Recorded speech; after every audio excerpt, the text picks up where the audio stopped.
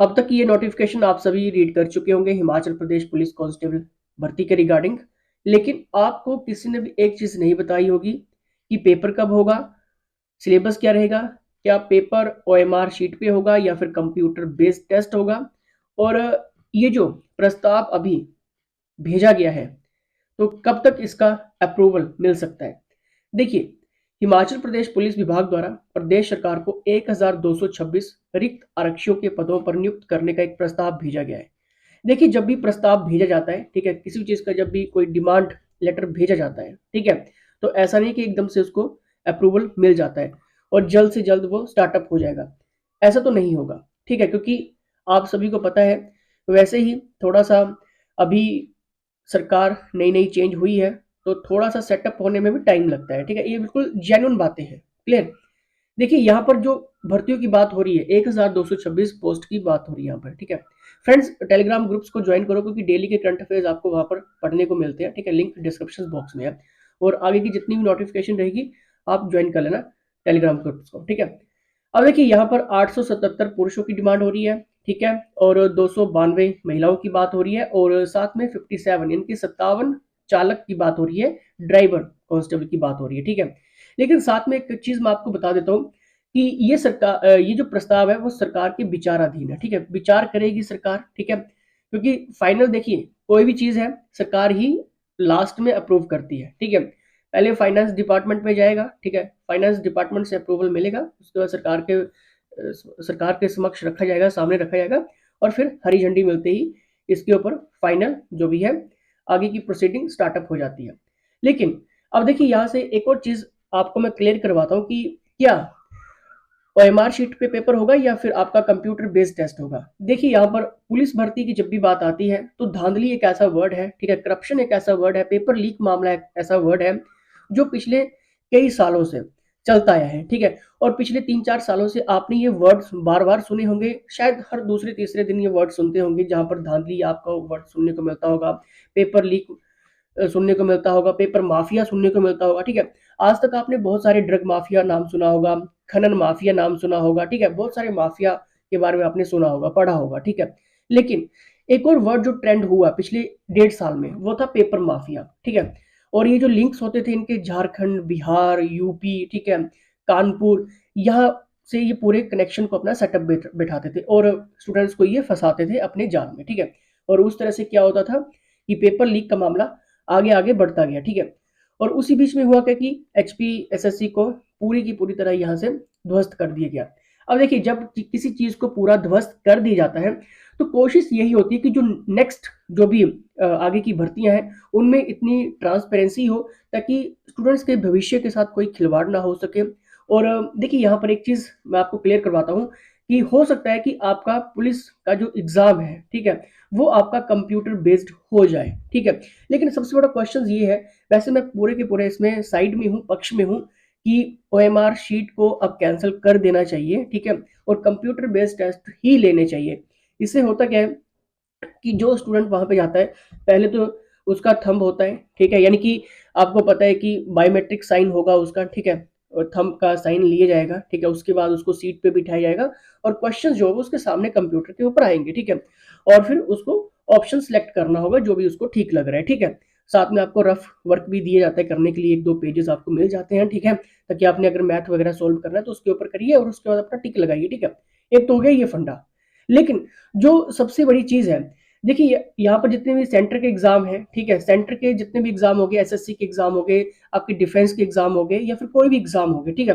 अब क्या होता है कि ये तरीका खत्म हो चुका है, यानी कि ओएमआर शीट के ऊपर वो पेपर लेते ही नहीं है, ठीक है, कंप्यूटर बेस्ड टेस्ट होता है, ठीक है। लेकिन कंप्यूटर बेस्ड टेस्ट आपको फिर जब सेंटर के एग्जाम है तो आपने बहुत बार सुना होगा कि चंडीगढ़ में एग्जाम है, दिल्ली में एग्जाम है, अंबाला में एग्जाम है, हिमाचल में इस जगह पे एग्जाम है, ठीक है।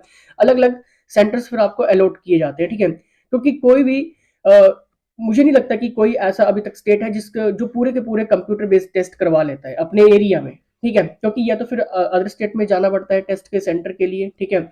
अगर ऐसा होता है तो आपको भी शायद ट्रांसपोर्ट करना पड़ सकता है आने वाले टाइम में, ठीक है, क्योंकि हिमाचल की अगर बात करें तो अभी ना तो यहाँ पर कंप्यूटर की फैसिलिटीज है और ना तो इस तरह की कोई लाइब्रेरीज है कि आपके जितने भी लाखों बच्चे हैं, लाखों बच्चों का पेपर ऑन टू टाइम ले सके। और पुलिस भर्ती का कांस्टेबल का एक ऐसा एग्जाम है कि इसको शिफ्टों में हम कभी करवा ही नहीं सकते हैं, ठीक है। एक शिफ्ट, सेकंड शिफ्ट, ये थर्ड शिफ्ट, ठीक है, या फिर दूसरे तीसरे दिन के बाद एग्जाम, ठीक है। तो उससे भी क्या होता है कि स्टूडेंट्स के मन में ये रहता है कि शिफ्ट वन का जो पेपर था वो थोड़ा सा इजी था, सेकंड शिफ्ट का पेपर टफ था, थर्ड शिफ्ट का पेपर थोड़ा सा मॉडरेट लेवल के था, ठीक है। तो वहां पे भी कंफ्यूजन होती है। फिर अगर वन डे में पेपर करवाना है, ठीक है, वो एक ही दिन में पेपर करवाना है, तो इसके लिए हो सकता है कि आने वाले टाइम में अदर स्टेट की भी यहाँ पर मदद ली जाए ताकि कंप्यूटर बेस्ड टेस्ट जो करवाए जा सके, ठीक है। अगर कंप्यूटर बेस्ड टेस्ट होते हैं, ठीक है, तो बहुत बढ़िया रहेगा। इसमें क्या होगा कि जो भी आप मेहनत कर रहे हैं माय डियर, ठीक है, आपकी सिलेक्शन जो है वो पक्की होगी। क्यों होगी? क्योंकि आपको पता होगा कि कंप्यूटर बेस्ड टेस्ट है, software on the spot publish करता है पूरे के पूरे क्वेश्चंस को, ठीक है। लीकेज का कोई मामला नहीं है, ठीक है, सारा का सारा सॉफ्टवेयर और मशीन के अंडर ये सारा काम होता है। अगर लीकेज होती है, कुछ भी होता है, तो फंसने के सारे चांसेस होते हैं। वैसे तो आज तक ऐसा हुआ नहीं है, क्योंकि सेंटर के जितने भी एग्जाम है वो खुद कंप्यूटर बेस्ड टेस्ट लेते हैं। और ओएमआर शीट जो एक प्रोसेस है, वो एक ओल्ड प्रोसेस अब बन चुकी है, ठीक है। उस टाइम पे जब कंप्यूटर नहीं थे, टेक्नोलॉजीज नहीं थी, तब हम इस चीज को हम अडॉप्ट करते थे ओएमआर शीट के ऊपर, ठीक है। लेकिन मुझे ऐसा लगता है, पर्सनली कहूँ, ठीक है, तो अब ये बंद कर देना चाहिए। लेकिन अगर हिमाचल सरकार बंद करती है, तो क्या आने वाले समय में इतनी हिमाचल क्या कैपेबल है कि हिमाचल में सारे कंप्यूटर बेस्ड टेस्ट करवाए जा सकते हैं? क्योंकि लाइब्रेरीज नहीं है।